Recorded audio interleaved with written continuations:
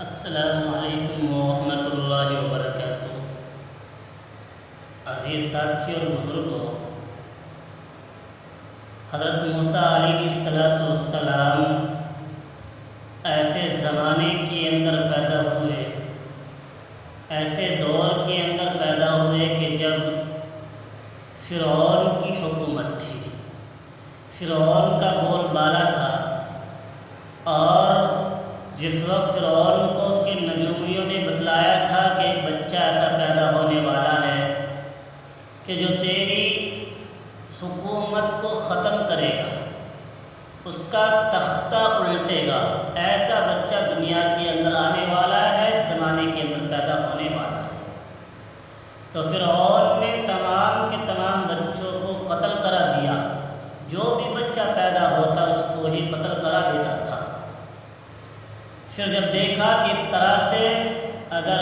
یہی چلتا رہا، سارے بچوں کو قتل کرتا رہا، قتل کراتا رہا، تو میری حکومت تو خود بخود ختم ہو جائے گی۔ تو پھر اس نے فیصلہ لیا کہ 1 سال جو بچے پیدا ہوں گے ان کو زندہ رکھا جائے گا، اور دوسرے سال جو بچے پیدا ہوں گے ان کو قتل کیا جائے گا۔ اب چنانچہ میرے عزیز ساتھی اور بزرگوں، جس دور کے یعنی جس سال کے اندر بچوں کو قتل کرنا تھا، جس سال بچوں کو قتل کرنے کی باری تھی، اسی سال حضرت موسیٰ علیہ السلام پیدا ہوئے ہیں۔ اسی سال موسیٰ علیہ السلام پیدا ہوئے۔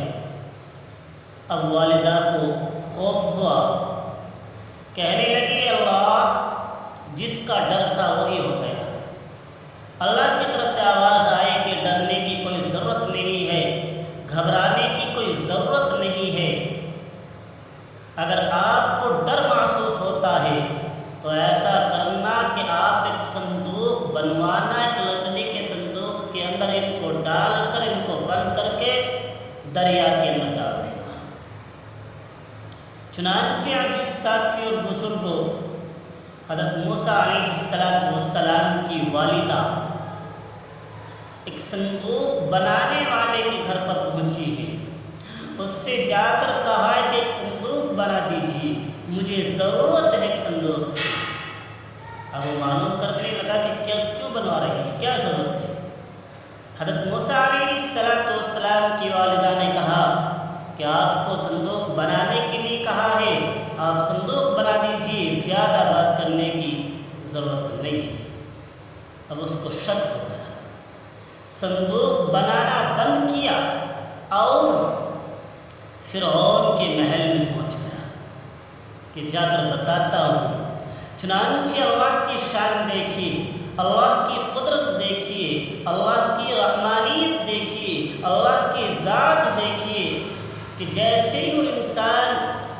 فرعون کے دربار میں، فرعون کے سامنے جاتا ہے تو اس کی زبان کے اوپر تالا لگ جاتا ہے، زبان گم ہو جاتی ہے، زبان گم ہو جاتی ہے، بولنے کے قابل نہیں رہتی ہے۔ اب فرعون کو اشاروں میں سمجھانا چاہتا ہے لیکن وہ سمجھ نہیں پاتا۔ عزیزان گرامی اور بزرگان دین، باہر نکال دیا جاتا ہے دربار سے باہر کر دیا جاتا ہے، دوبارہ جیسے ہی باہر آتا ہے فوراً زبان چلنی شروع ہو جاتی ہے۔ دوبارہ دربار کے اندر ہر اجازت چاہتا ہے، جانے کی اجازت مل جاتی ہے، فرعون کے پاس جا کر پھر کچھ کہنا چاہتا ہے لیکن پھر زبان کے اوپر تالا لگ جاتا ہے۔ اللہ کے نبی حضرت موسیٰ علیہ السلام نے ایک مرتبہ اللہ سے معلوم کیا ہے، اللہ، فرعون نے حکومت چلائی ہے اور خدائی کا دعویٰ کیا ہے، آپ نے اس کو ایسے زندہ کیوں چھوڑا ہے؟ تو اللہ کی طرف سے آواز آئی، فرعون وہ تمام انسانوں کے لیے نہیں بلکہ کچھ لوگوں کے لیے تو نرم تھا، اس کا دل نرم تھا۔ تو چنانچہ جب تیسری مرتبہ وہ انسان فرعون کے دربار میں حاضر ہوا، اس سے کچھ کہنے کو چاہا تھا تو فوراً پھر زبان کے اوپر تالا لگ گیا۔ تو فرعون نے اس کو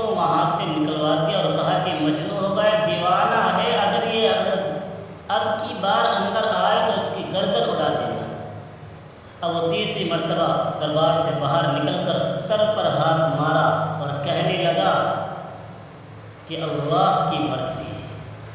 اللہ کی مرضی کے مطابق ایک پتا بھی نہیں ہل سکتا ہے، تو پھر وہ کچھ کرنا چاہتا ہے، وہ دکھانا چاہتا ہے، اس کی مرضی کے سامنے ہماری کچھ نہیں چلنے والی ہے، ہم بے بس ہیں، اب وہ جو چاہے وہ کرے۔ چنانچہ اپنے ٹھیارے پر پہنچا اور پہنچ کر صندوق بنا کر حضرت موسیٰ علیہ السلام کی والدہ کو دے دیا۔ اب اس کو گھر لے کر گئی، بچے کو یعنی موسیٰ علیہ السلام کو اس صندوق کے اندر بند کیا اور بند کر کے دریا کے اندر چھوڑ دیا۔ اب دیکھیے اللہ کی شان، یہاں بھی دیکھیے کیا ہے اللہ کی شان، کہ پانی کا بہاؤ جدھر کو ہوتا ہے ادھر کو چیز چلتی ہے، جدھر کو پانی کا بہاؤ ہوتا ہے، کہ پانی کے اندر آپ کوئی چیز ڈالیں گے تو جس طرف کو پانی کا بہاؤ ہے اس طرف کو چیز چلے گی، لیکن یہاں الٹا معاملہ ہوا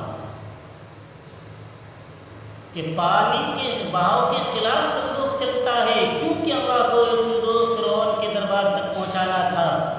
اور فرعون کا دربار اس طرف تھا۔ چنانچہ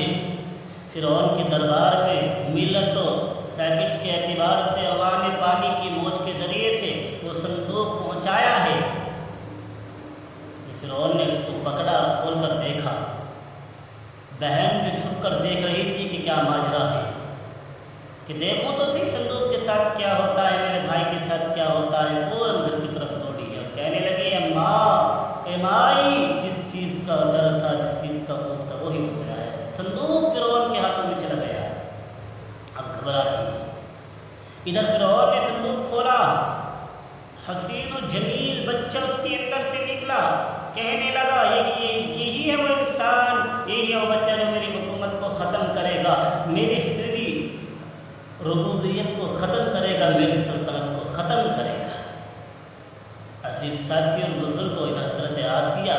جو ساتھ میں تھی، بڑی اللہ والی تھی، فرعون کی گھر والی تھی، لیکن ایک اللہ کی عبادت کرتی تھی، ایک اللہ کو ماننے والی تھی، کہنے لگی کہ نہیں، میں اس بچے کو قتل ہونے نہیں دوں گی، یہ تو میری آنکھوں کی ٹھنڈک ہے، یہ میری آنکھوں کی ٹھنڈک ہے، اس سے تو میری آنکھ ٹھنڈک محسوس کر رہی ہے۔ چنانچہ دربار کے اندر لے آئے، اب دودھ پلانے والی آ رہی ہیں، پہلے زمانے کے اندر دوسری عورتیں دودھ پلایا کرتی تھی پیسوں میں، اب دودھ پلانے والی عورتیں آ رہی ہیں، لیکن کسی کی چھاتی کو منہ نہیں لگاتے حضرت موسیٰ علیہ السلام،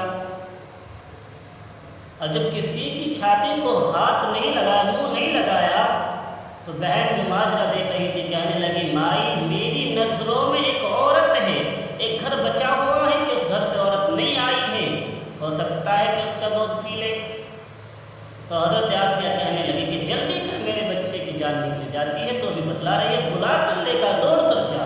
چنانچہ حضرت موسیٰ علیہ السلام کی بہن دوڑ کر گئی، اپنی ماں کو بلا کر لے کر آئی، تو موسیٰ علیہ السلام نے فوراً دودھ پینا شروع کر دیا۔ اللہ کی شان ہے، اللہ جس کو رکھے اس کو کون چکھے۔ فرعون جو دشمن ہے اللہ کے نبی کا، بچوں کا دشمن ہے، لیکن اللہ کی شان بھی یہ ہے کہ اللہ جو چاہتا ہے وہ کر دکھاتا ہے، اللہ کے قبضے قدرت کے اندر ہے تمام کی تمام چیزیں، اللہ نے کر کے دکھا دیا کہ فرعون کے دربار میں موسیٰ علیہ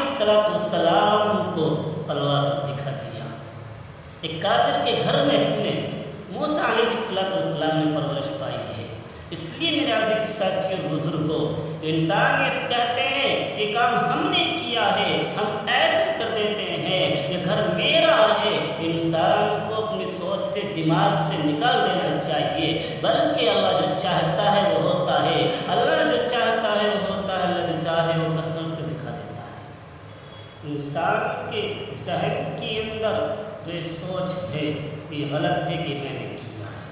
اس لیے انسان کو بھروسہ اللہ کے اوپر رکھنا چاہیے، اللہ کی مرضی کے مطابق زندگی گزارنی چاہیے، اللہ کی مرضی کے غیر، اللہ کی غیر مرضی کے مطابق زندگی نہیں گزارنی چاہیے۔